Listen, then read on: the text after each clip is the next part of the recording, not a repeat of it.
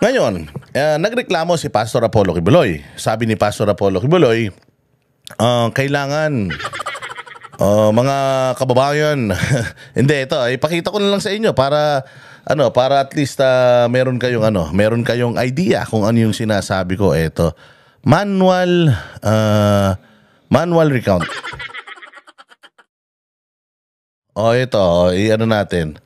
Palakihin natin. Pakinggan nyo lang, mabilis lang. Pastor Apollo C. Kibuloy na mahalaga ang panawagang manual recount ng resulta ng halalan.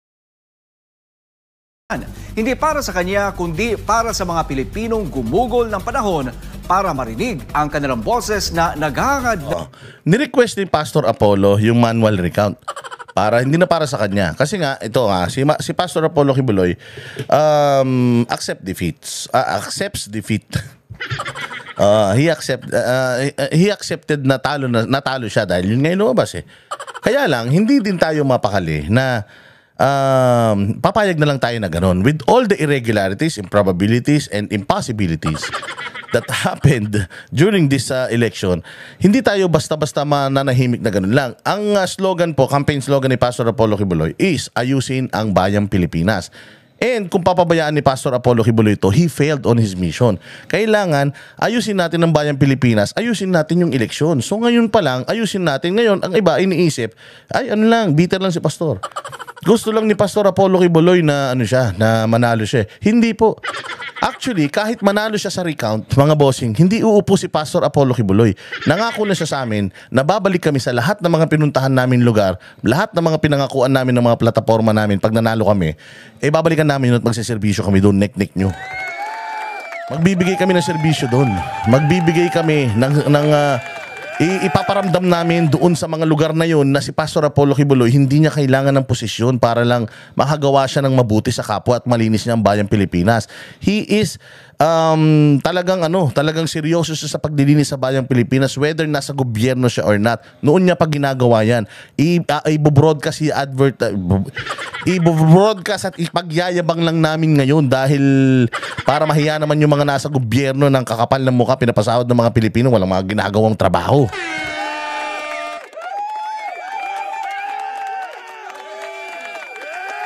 So ngayon humihingi si Pastor Apollo Kibuloy ng manual recount na nasa batas naman. Sabi dito, it is mandatory. Manual counting mandatory to ensure yung pagkakapare-parehas at check and balance. So yung hinihingi ni Pastor, karapat dapat o hindi? Bitter ba siya? Hindi, kasi kahit hindi niya hingin, dapat gawin ng COMELEC. Kasi nakalagay nga sa batas na kailangan ng manual count para ma-check kung tama ba o hindi yung makina. Considering the fact mga bossing na ang ating election ngayon nagkalabo-labo, and considering the fact mga bossing that it is in the law, nasa batas, kasi kamakailan may mga interview si Garcia. Sabi niya kailangan pa ni Pastor Apollo Kibuloy na mag-file siya ng election protest. Hindi siya nagpuprotesta. Hindi siya nagpuprotesta para manalo siya, kasi pag nagprotesta ka, ibig sabihin hindi mo tinatanggap yung pagkatalo mo. Nanalo ka, hindi siya nagpuprotesta. Ang sinasabi ni Pastor, nagdidemand si Pastor Garcia na sumunod ka lang sa batas. Sumunod ka sa batas, nakalagay sa batas, mandatory, magbilang kayo, putang ina nyo. Binabago nyo Binabago nyo yung style Binabago nyo yung ginagawa nyo sensational in a sense na parang pucha, hindi lang matanggap yung pagkatalo. Hindi nakalagay yung makes manual counting mandatory to ensure accuracy. Mandatory. So inuutusan ka ni Pastor Kibuloy na gawin mo yung trabaho mo. Ba't nagsisinungaling ka? Sinasabi mo sa interview mo na kailangan niya pa munang official filing ng election protest. Hindi to election protest. Gawin mo yung trabaho mo. Kasi trabaho niya yan. Kamakailan, meron na naman siyang sinabi. Wala daw pera para gawin. Putang ina, hindi pwede yun. May budget yung eleksyon at kasama sa binadgetan ito. Utangin na gawin mo yan. Anong ginawa nyo sa pera? Kailangan nyo mag-manual count. Kailangan nyo po mag-manual count, sir. Hindi to election protest. This is merely a command from a private citizen. Taxpayer si Pastor Kibuloy. Alam niyo ba, daan-daang milyon ang binabayaran ni Pastor Apollo Kibuloy sa tax. Maniwala kayo sa hindi, bahala kayo sa buhay niyo, pero ganun kalaki binabayaran ni Pastor Kibuloy sa tax. Kaya makinig ka. Garcia, inuutusan ka ng mamamayang Pilipino na yung mandato mo, mandato ninyo, gawin ninyo. You should count manually itong mga itong mga election returns na ito, itong mga binoto at pati yung mga overvotes. Putya, 17 million. Hindi pwede yan, sir. Again, tapos anong pa sinabi niya? Sabi niya na kailangan ng batas para gawin ito. Ayan na, may batas na. Nasa batas na. Garcia, binobola mo kami. Alam mo, na-realize ko, bilib ako dito kay Garcia noon, pero na-realize ko, nung pinapanood ko yung mga interview niya, nakikita ko umiiwas siya. Nakikita ko na parang may pagka ibang klase tong tao na to. Parang iba-iba yung sinasabi niya. Na-realize ko, appointing nga pala ni Bongbong to. Appointing nga pala ni Bongbong ito. Para rin pala itong sila Rimulya na sinungaling. Para rin itong sila yung magkapatid na Rimulya na sinungaling. PNP na sinungaling. Itong Comelec sinungaling din. Bakit mo nasabi? Papakita ko sa inyo.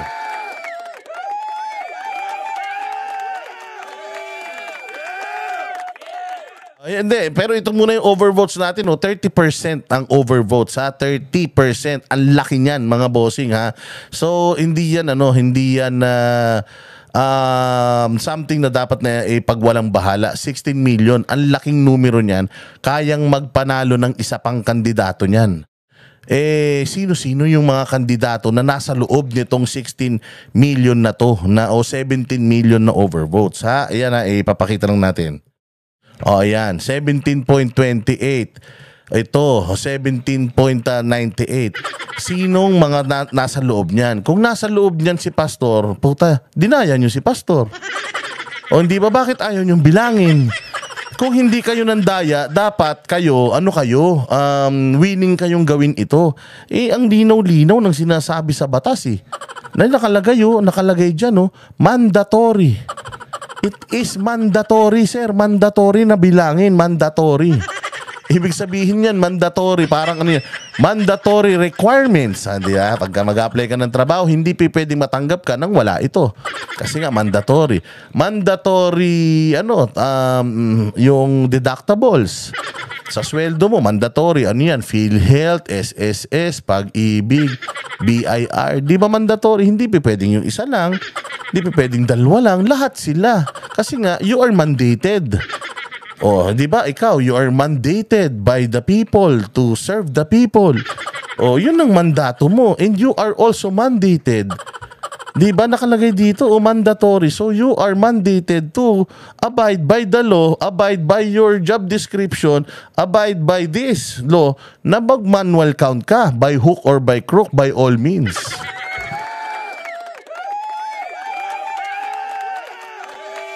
Napakasinungaling mo kasi, sir. Sobrang sinungaling mo, sa totoo lang.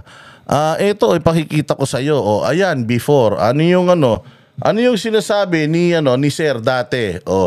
Ipapakita lang natin. Ang sabi niya dati, ang meron tayong video nito eh.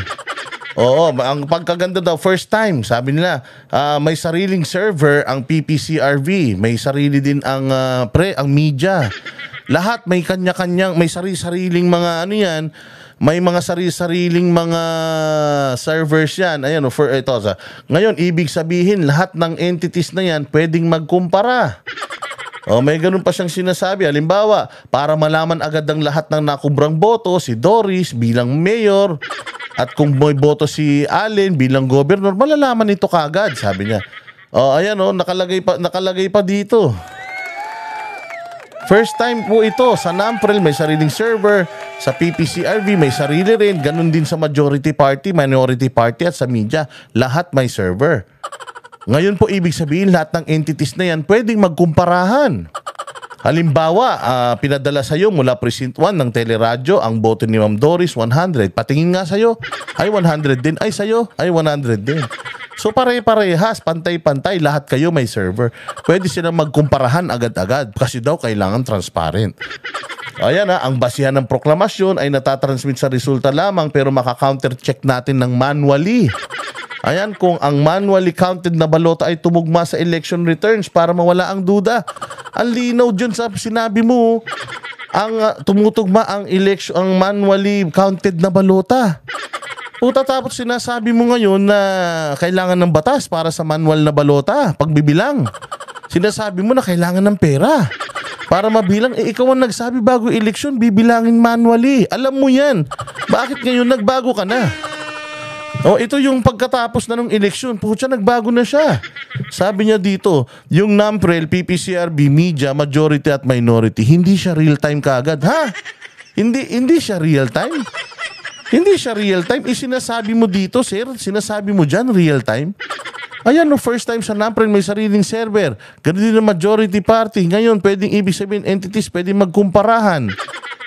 Tapos biglang nung natapos, yung ito na, yung election, hindi daw, meron daw delay, hindi siya real time.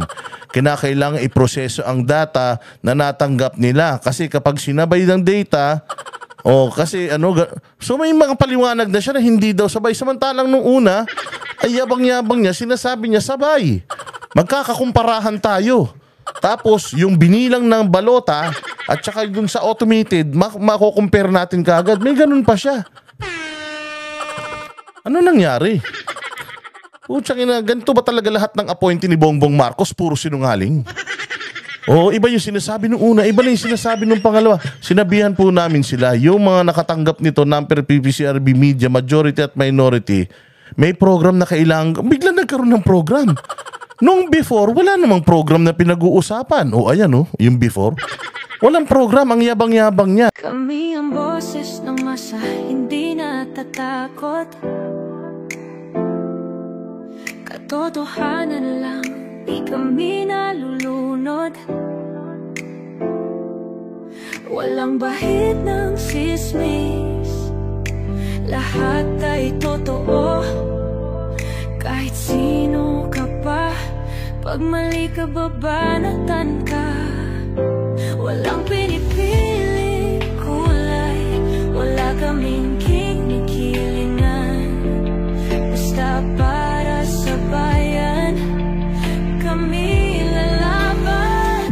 Pagdama palakpakan, pag mali banatan. Di matitinag, di matatakot, para sa bayan tuloy ang sigaw. Sa harap ng kamera, walang halong takot. Mga baluktot, lahat kayo'y tutumba. Ang hustisya at